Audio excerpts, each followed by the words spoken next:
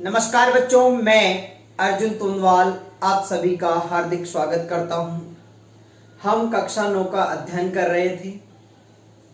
कक्षा 9 में हम क्षितिज पुस्तक काव्यखंड के कुछ पाठ समाप्त कर चुके थे और आज का जो हमारा बिंदु है वह है गद्यांश से पहला जो पाठ है दो बेलों की कथा। उसके लेखक हैं मुंशी प्रेमचंद। तो आज हम प्रेमचंद के परिचय के बारे में अध्ययन करेंगे। प्रेमचंद के बारे में हम संपूर्ण जानकारी हासिल करेंगे कि प्रेमचंद ने अपने जीवन काल में क्या किया है। देखो, प्रेमचंद का जीवन परिचय बताने से पूर्व मैं आपको बता दूं कि मुंशी प्रेमचंद एक उत्कृष्ट कहानीकार है। प्रेमचंद के जैसा कहानीकार मिलना अब अद्वितीय है। तो आज हमारा जो अध्ययन क्षेत्र रहेगा वो रहेगा मुंशी प्रेमचंद का संपूर्ण जीवन परिचय। देखो, प्रेमचंद का जन्म 1880 ईस्वी में लम्ही नामक स्थान पर या लम्ही गांव में बनारस में हुआ है। इनकी जो मृत्यु हुई है 1936 ईस्वी में वाराणसी में हुई है। मुंशी प्रेमचंद के पिता का नाम अजायब लाल है और जो कि डाक मुंशी है, अर्थात पोस्टमैन का कार्य किया करते हैं। डाक मुंशी है अजायब लाल। डाक मुंशी होने के साथ साथ ही मैं आपको बता दूं कि मुंशी प्रेमचंद जब अपनी कहानियां लिखा करते थे तो एक बार उन्होंने अपने पिता का जिक्र भी करने की सोची और सर्वप्रथम जब अपने पिता का जिक्र किया तो वह कहानी थी कजा की, अर्थात कजा की कहानी में अजायब लाल जी का जो परिचय मिलता है वह कहानी कौन सी है? कजा की है। मुंशी प्रेमचंद की माता का नाम है आनंदी देवी, इनकी पत्नी का नाम है शिवरानी देवी और इनके पुत्र का नाम है अमृत राय। मुंशी प्रेमचंद की भाषा की बात करें तो मुंशी प्रेमचंद शुरुआत में उर्दू भाषा में रचनाएं लिखा करते थे। उसके बाद वह हिंदी में लिखना शुरू किया। तो असहयोग आंदोलन में भाग लेने के लिए इन्होंने सरकारी नौकरी तक त्याग दी थी।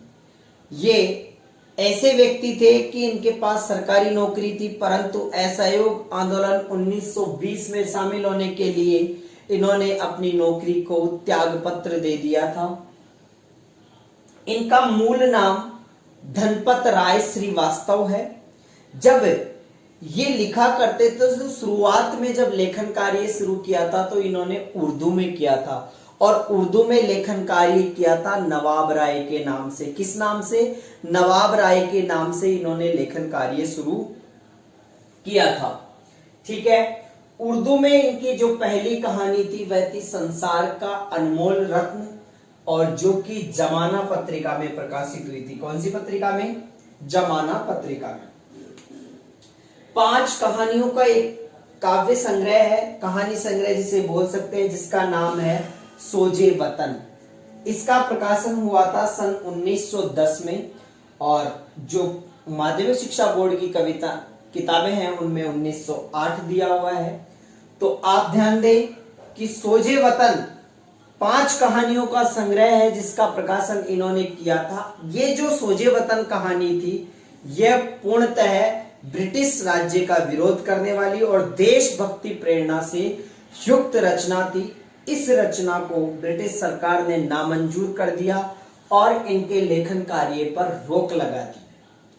तब से नवाब राय के नाम से इन्होंने लिखना बंद कर दिया और मुंशी प्रेमचंद के नाम से लिखना शुरू कर दिया। और इनको प्रेमचंद जो नाम दिया था वह देने वाले कौन थे? दया नारायण निगम।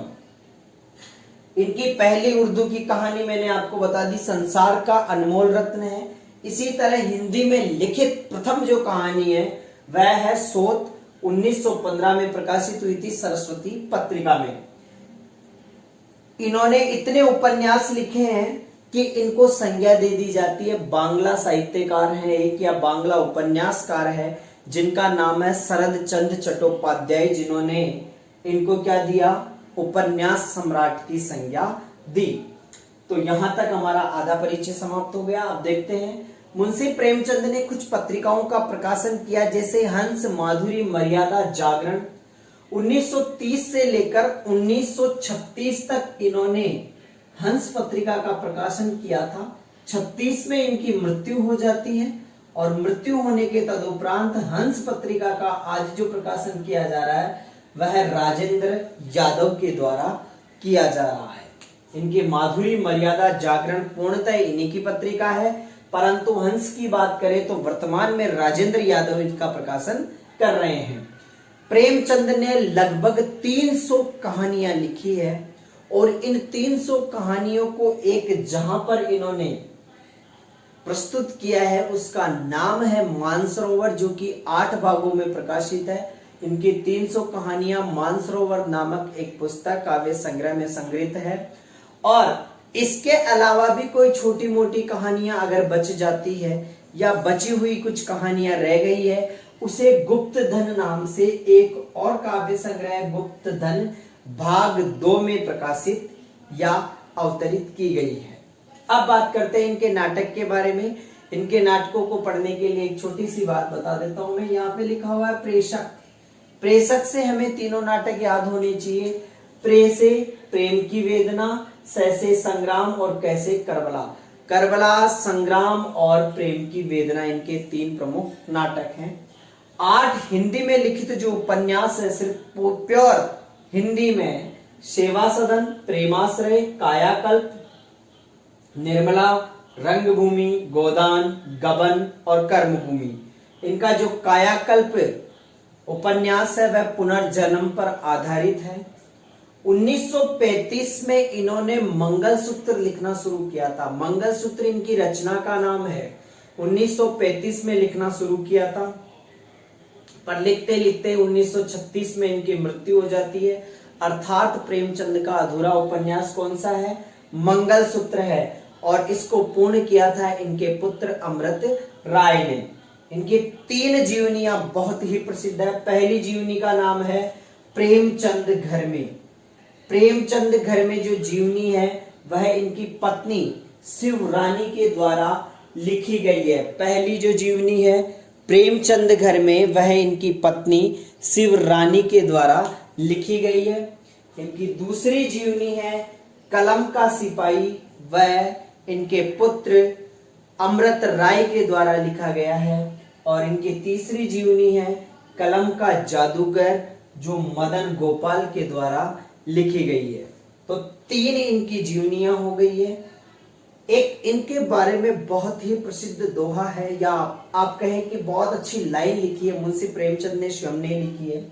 कहानी ऐसी रचना है जिसमें जीवन के किसी अंग या किसी एक मनोभाव को प्रदर्शित करना ही लेखन का उद्देश्य रहता है। ये बहुत ही अच्छी लाइन है, कभी कभी एग्जाम में पूछ ली जाती है। ये प्रेमचंद के द्वारा लिखित है। 31 जुलाई 1980 को शताब्दी पूर्ण होने के उपलक्ष्य में, शताब्दी का मतलब क्या है? 100 वर्ष इनको मरे हुए हो चुके हैं। अगर 100 वर्ष इनको मरे हुए हो गए, 100 वर्ष इनको जन्म लिए हुए हो चुके हैं, तो 100 वर्ष पहले इन्होंने जन्म लिया था। इस शताब्दी की याद में 30 पैसे का डाक टिकट भारत सरकार ने मुंशी प्रेमचंद पर जारी किया था। एक बार हम वापस रिवीजन कर देते हैं। मुंशी प्रेमचंद को कहानीकार कहा जाता है। कहानीकार के नाम से ये प्रसिद्ध हैं। इनका जन्म 1880 ईस्वी लम्ही बनारस में हुआ। इनकी मृत्यु 1936 ईस्वी वाराणसी में हुई। इनके पिता का नाम अजायब लाल था, जो कि एक डाक मुंशी थे। इनकी माता का नाम आनंदी देवी है।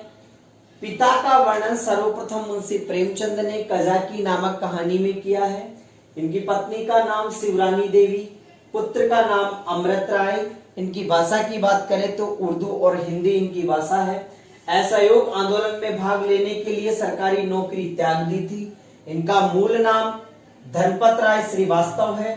लेखन कार्य उर्दू से स्टार्ट किया था, शुरुआत की थी नवाब राय के नाम से। उर्दू में जो इनकी पहली कहानी थी वह संसार का अनमोल रत्न है, जमाना पत्रिका में प्रकाशित की गई थी। 5 कहानियों का काव्य संग्रह है। सोजे वतन 1908 या 1910 दोनों में मतभेद है। विद्वानों के अनुसार दोनों अगर आ जाती है तो हमें 1910 सही करना है। और इस सोजे वतन का मतलब होता है देश का दर्द। देश का दर्द यानी ये पूर्णतः देशभक्ति पर आधारित रचना है और इस रचना को ब्रिटिश सरकार ने अपनी हुकूमत के विपक्ष में मानते हुए इसको बंद करवा दिया था। तब मुंशी प्रेमचंद तब नवाब राय जी ने प्रेमचंद नाम से लिखना शुरू किया और ये प्रेमचंद नाम दिया था दया नारायण निगम ने। प्रथम हिंदी में लिखित जो कहानी है वह है शोक, 1915 में सरस्वती पत्रिका में प्रकाशित हुई।